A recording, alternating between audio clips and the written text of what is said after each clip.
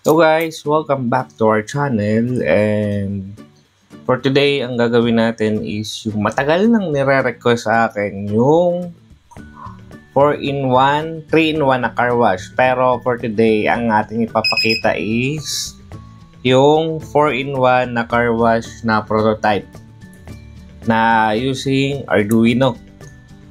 So itong ating prototype is ang ginagawa, meron siyang 4 na modes.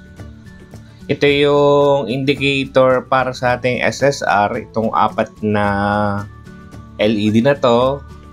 Meron tayo dito mga push button, 4 din, 1, 2, 3, 4. And meron tayong indicator lights para dun sa ating mga buttons. Kung mapapansin nyo, di ba may mga ilaw yung mga buttons natin, yung parang sa videoke.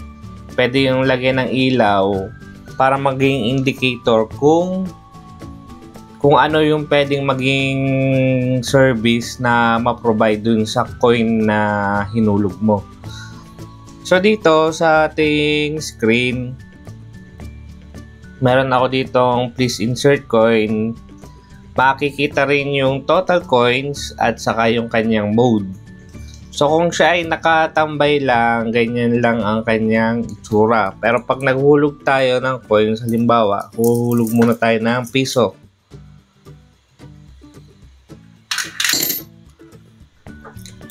So meron ako, ang mode ko dito, ang unang mode ko is yung water lang. So tap water lang to para sa mga maghihinaw ng kamay after magsabon, etc.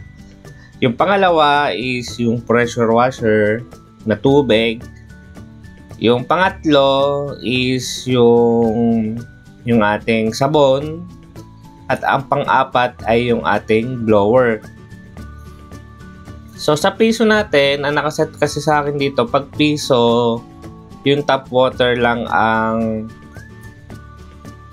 pwedeng ma-access. So kapag naghulog ka ng piso, yun lang ang magkakaroon ng indicator light, yung sa tap water. Ngayon, kapag pinindot ko tong button, kung mapapansin nyo, 10 seconds ang nakaset ko dito, mina-minus na yung piso, ang mode niya yung tap water, naka-on yung SSR niya. Pag natapos, babuzzer lang siya para lang indication. Pwede naman natin tanggalin yun kapag ginamit nyo to sa inyong mga bendo. So halimbawa, naghulog ako ng 5 piso. Ang 5 piso ko kasi dito is yung aking pressure washer, ay yung aking blower, yung aking sabon, puro tigli 5 piso. So depende kasi sa inyo kung paano nyo i-rate yung kada service na ino-offer ng inyong pang car wash. So ano natin to.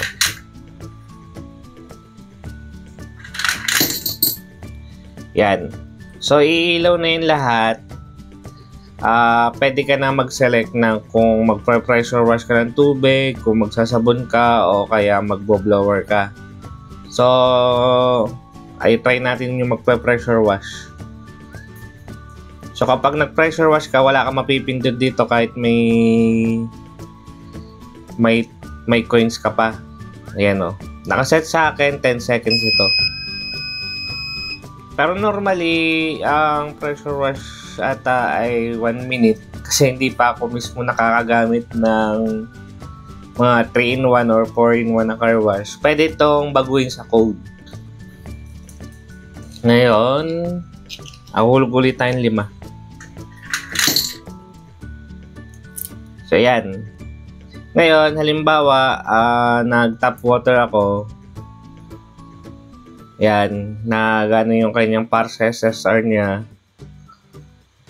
Kung naubos yan, dapat hindi naiilaw yung 3. Kasi, 4 pesos na lang yung iyong credits dito. So, tap water na lang yan. So, hulugan pa natin ng another na 5 piso. Ay, pumasok.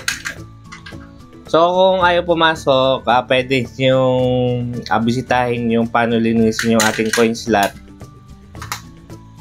para tuloy-tuloy yung service ng inyong mga bento machine. Halimbawa ito, No, so 9 pesos na yan, pwede na akong mag select ng ibang services. Halimbawa, itong sa sabon. Yan.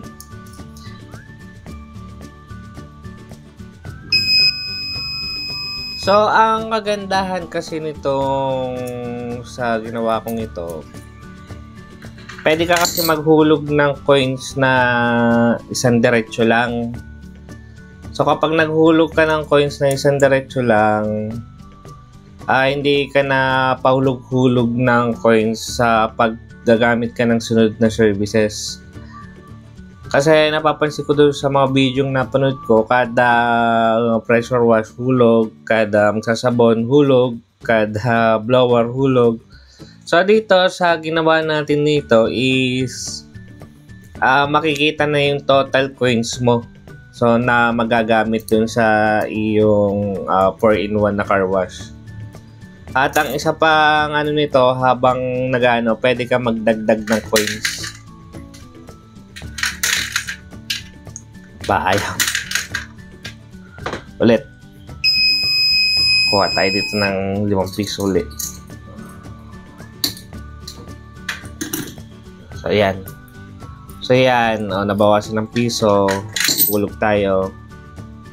Yan, nadagdag siya kahit nag-ano yan, nagka-countdown. So, yung total natin is yung 17 pesos na. So, kapag sinelect ko tong sa pagpalagay na blower, -5. Depende dun sa setup niya, mababawasan. Meron ka pa rin credits na natitira.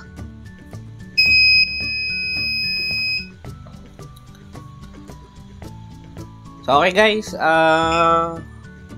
Kung nagustuhan nyo itong video na to, please like and subscribe to our channel.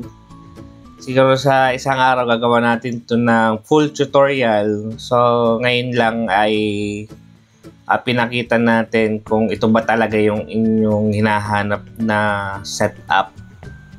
Okay? So, yun naman na guys. Bye-bye!